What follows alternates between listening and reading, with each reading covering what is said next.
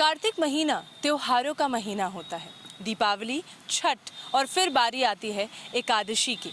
एकादशी बिल्कुल दीपावली की ही तरह मनाया जाता है। इस दिन घर दिए से सजाए जाते हैं और साथ ही साथ इस दिन रंगोली भी बनाई जाती है। लेकिन ये रंगोली चावल को भिगोकर बनती है। मान्यता ये भी है कि चावल की जो ये चौथ या रंगोली बनती है, इसमें विष्णु भगवान के पाँव बनाए जाते हैं।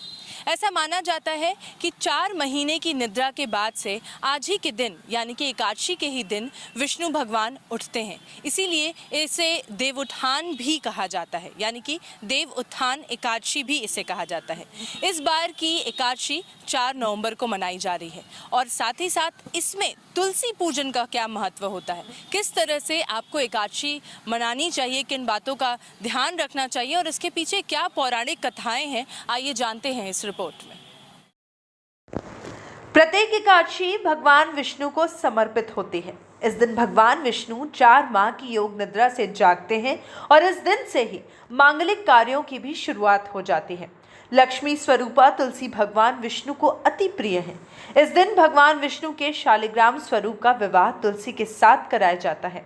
धार्मिक मान्यता है कि निद्रा से जागने के बाद भगवान विष्णु सबसे पहले तुलसी की पुकार सुनते हैं। इस कारण लोग इस दिन तुलसी का भी पूजन करते हैं और मनोकामनाएं मांगते हैं। घर आंगन में तुलसी होने से पवित्रता के साथ ही साथ स्वास्थ्य लाभ भी मिलते हैं। कार्तिक माह में स्नान करने वाली स्त्रियां एकादशी को भगवान विष्णु के रूप में शालिग्राम एवं विष्णु प्रिया तुलसी का विवाह संपन्न करवाती हैं। पूर्ण रीति रिवाज से तुलसी के पौधे से शालिग्राम के फेरे एक सुंदर मंडप के नीचे किए जाते हैं।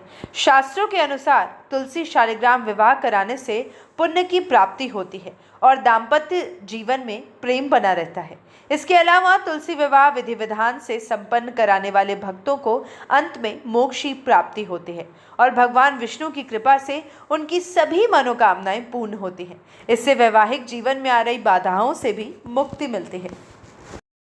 ऐसा माना जाता है कि तुलसी विवाह करने से बिल्कुल कन्यादान जैसा फल प्राप्त होता है।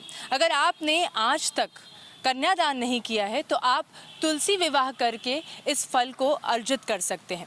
और साथ ही साथ इसके पीछे यानी कि तुलसी और शालिग्राम भगवान के विवाह के पीछे क्या पौराणिक कथा है, आइए जानते हैं आगे इस रिपोर्ट में।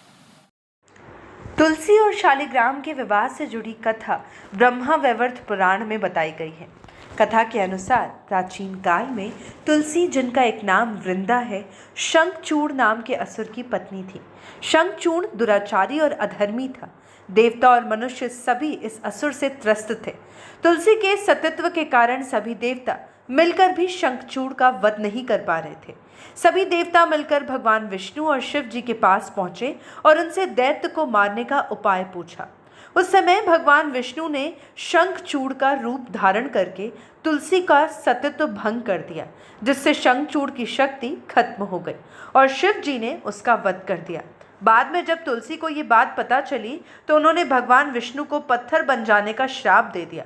विष्णु जी ने तुलसी के श्राप को स्वीकार किया और कहा कि तुम पृथ्वी पर पौधे और नदी के रूप में रहोगी और तुम्हारी पूजा भी की जाएगी। मेरे भक्त तुम्हारा और मेरा विवाह करवा कर पुण्य लाभ प्राप्त करेंगे। उस दिन कार्तिक शुक्ल एकादशी का दिन था। तुलसी नेपाल की गंडकी और पौधे के रूप में आज भी धरती पर है। गंडकी नदी में ही शालिग्राम भी मिलते हैं। तो ये थी एकादशी की पौराणिक कथा और पूजा विधि कि किस तरीके से किन बातों का ध्यान रखते हुए आप एकादशी को मना सकते हैं। ऐसी तमाम खबरों के लिए हमें ज़रूर सुनते रहिए, देखते रहिए और बने रहिए NB न्यूज़ के साथ।